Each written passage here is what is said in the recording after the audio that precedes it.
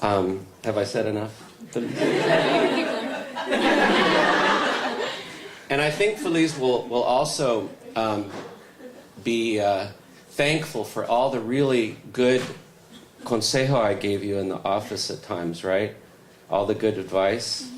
Anyway, this is a great project. I'm very, very excited about it, and I think that it has the potential to be a published paper, and that's what we'll be working towards after she finishes her first draft. So I'm really excited to introduce Feliz. Felicidades.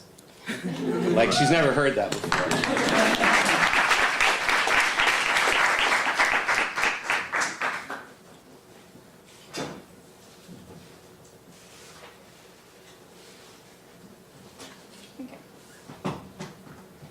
Hello everybody, my name is Feliz Quiñones and I'm a third-year intensive psychology major working with education professor Kip Telles.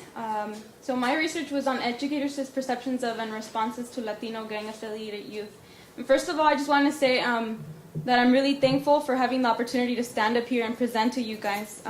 Being raised in Compton in a single-parent household, I know that there's a lot of people that didn't expect me to be up here presenting in front of you, but I guess they were wrong, so that's cool. And I also want to point out that it is unfortunate, though, that not a lot of people from my city get to have this opportunity that I have. And when we look at this picture, most of us see the mainstream definition of what a gang member is. We see baggy clothes, we see shaved heads, we see graffiti, we see gang signs, and we see all the physical characteristics and features that are attributed to gang members, but we don't see the potential for success. However, when I see these pictures, I see the potential for great success. I see my family and I see my friends.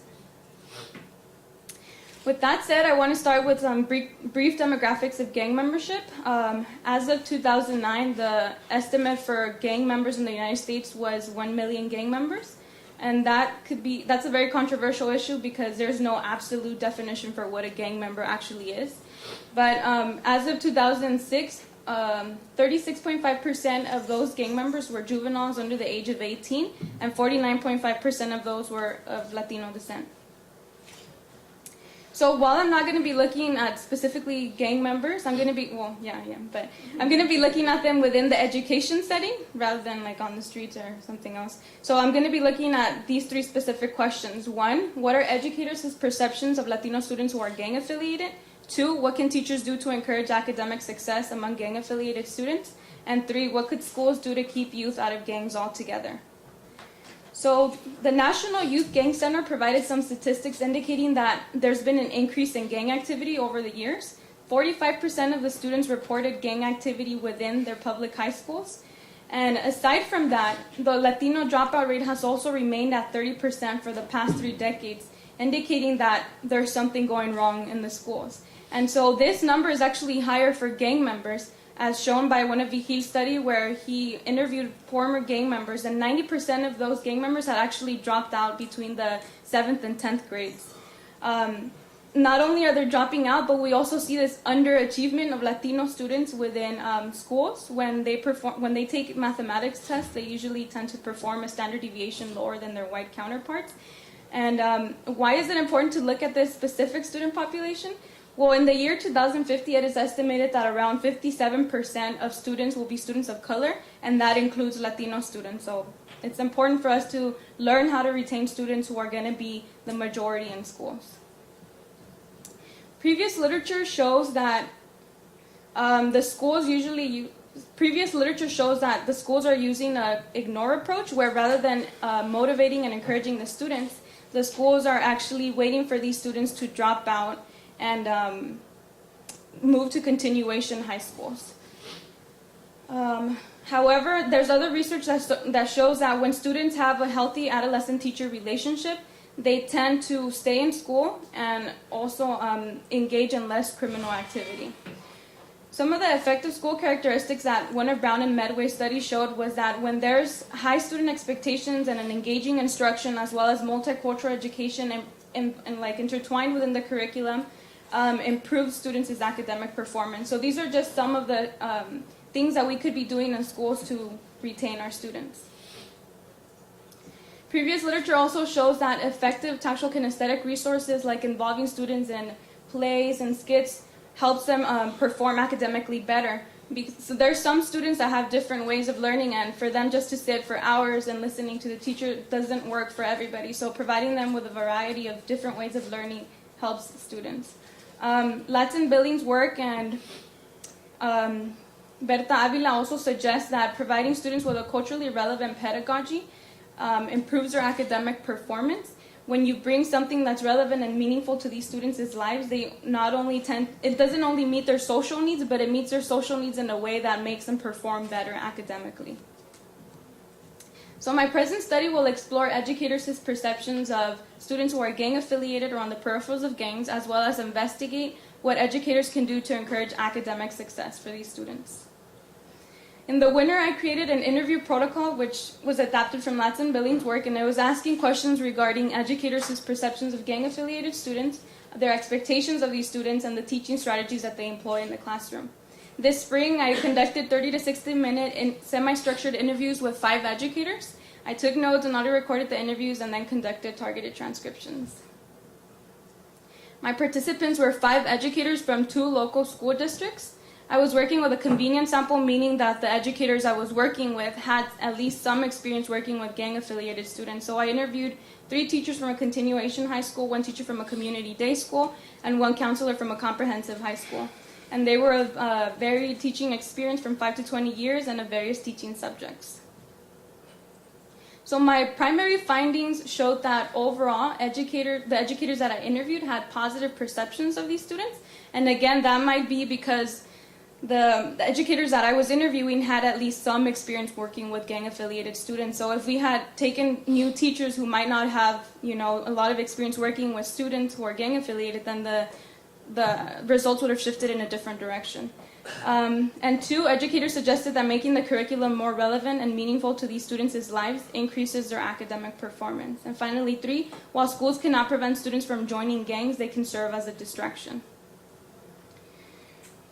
So during my interview, I didn't necessarily ask questions related to social injustices in these students' lives, but that was one of the most recurrent themes that came up, indicating that that's a really central thing for these students' lives. So one of the biggest themes that came up was that these students usually come from immigrant communities where there's a lot of economic pressure to survive and to eat. One of these quotes also suggests that another big problem within these communities is the neighborhood and location in which they live. So one of these teachers indicated that this is what his students are thinking about. Am I going to get jumped on the way to school or on the way home from school? This is what they're thinking about. This is why it's so important to create a safe environment in the school. They need to have a place to feel safe. They're in that stress. It's like they're living in a war zone.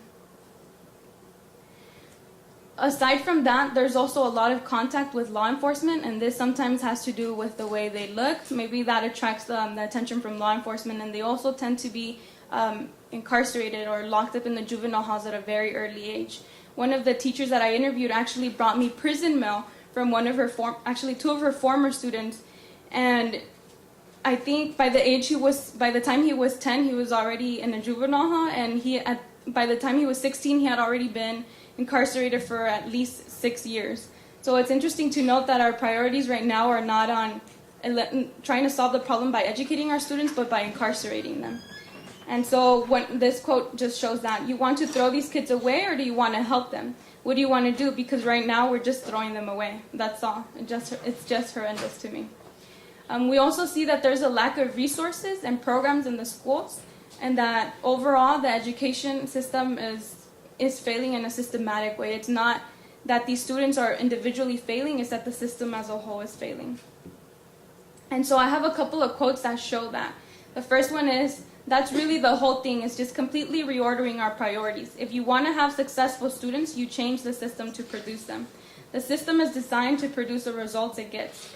It's no accident we have horrible schools, and it's no accident that half of the kids don't finish school in minority communities.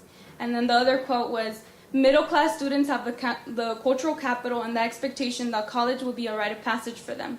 Just like for Mexicans to have quinceañeras and baptisms, there's no question about it. For middle-class families, college becomes a place. If someone is gang affiliated, they're wearing their politics on their body, they're going to be treated in a different way. The expectation is not, oh, you have to take the A through G requirements. It's, oh, why don't you go to a continuation high school? So the other theme was educators' perceptions of these students, and this is just a list of some of the perceptions they had, and they said that overall these students are real. They are really resilient, strong, motivated, and they have the intellectual capacity just like any other student. And they tend to have a lot of awareness of discrimination. They have this social justice antenna. Because they've been living in social injustice for most of their lives, they know when they see discrimination, and that leads them to question authority a lot. And they value attitude, they value trust, and they tend to have a more mature outlook on life because of all the things that they've experienced. And one of the teachers actually said that you could look at these students as being innovative and very intelligent because they've created a survival mechanism that society has failed to provide them. So the gang not only serves as a community, it also serves as an identity and a survival mechanism. If they're living in a community where they're constantly in fear for, living, then they need to resort to something when society and school sometimes fail to provide that help. One of the continuation high school teachers also said, when they connect to something that is relevant and valuable to them, they apply themselves in a way that exceed any past performance that they've shown before. So we see that these students do have the intellectual capacity, and it's not that they're not smart or they're not good enough to be in a classroom.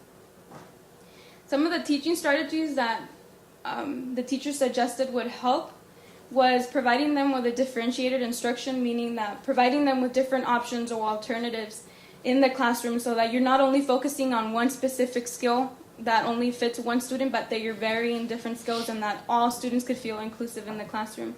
They also suggested, one of them actually suggested that his teaching method is similar to the Vygotsky zone of proximal development, where you look at how much the student knows and you try to figure out how much they need to know with the guidance of an adult, and you go from there. So you meet them exactly at the point where they're at, rather than moving 2 steps back or 2 steps forward. You actually meet them exactly where they're at. These are some more teaching strategy quotes that the teachers provided me with. One of them said, I of course put stress on things that are meaningful to my students. If they're not hearing at least some of the time about their own history and their own experience, then they're just not listening. They don't care.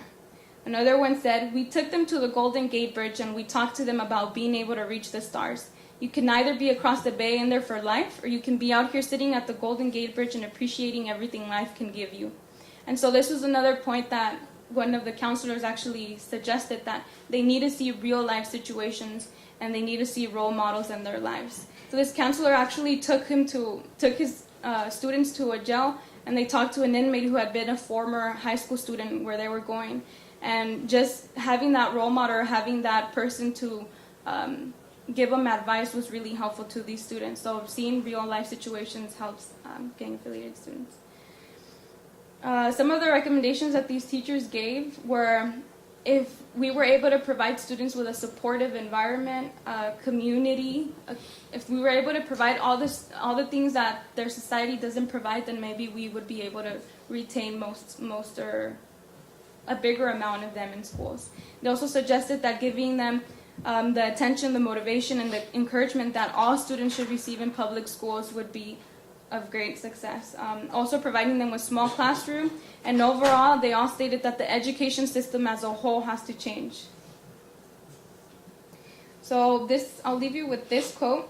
One of the teachers paraphrased John Locke, who said, when a group of people get together to form a community, they become a body that is incorporated. People want to belong to an organization, whether you're a Boy Scout or in a soccer league. They want to belong to a family unit. When you have a sense of belonging, when you don't have a sense of belonging, you want to belong. Young people end up choosing to belong to a street club named a gang. And so if schools could provide